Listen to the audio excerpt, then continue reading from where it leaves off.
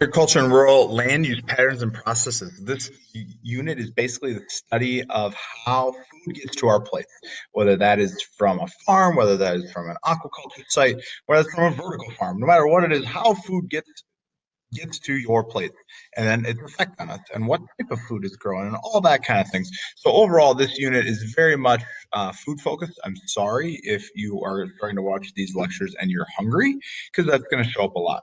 So the first part of this unit is where the food is growing, and just a basic definition of agriculture. So agriculture, the process by which humans alter the landscape in order to raise crops and animals for consumption or trade. And one of the key points down is consumption or trade. And realize they aren't mutually exclusive. There are some people that will raise them for consumption and trade. And that's basically looking at the two different types of agriculture, whether that's subsistence or commercial. Then also its effect on the environment. Agricultural practices are going to influence a ton of things. The climatic conditions are hugely important with what's growing where. Minnesota is obviously not going to grow a lot of strawberries. Can you? Yes, but you're just not going to grow them large scale. Oranges, same thing.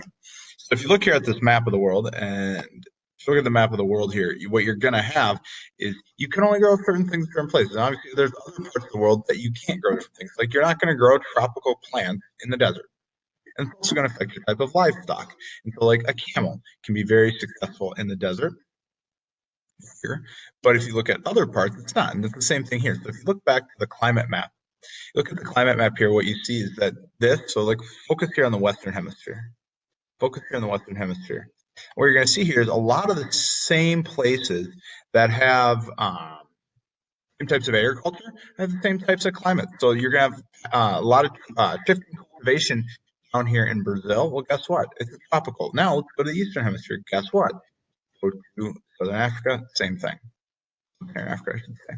And so the climate is hugely important with how just what you grow, because it does limit you in terms of your crops and commodities that you can grow.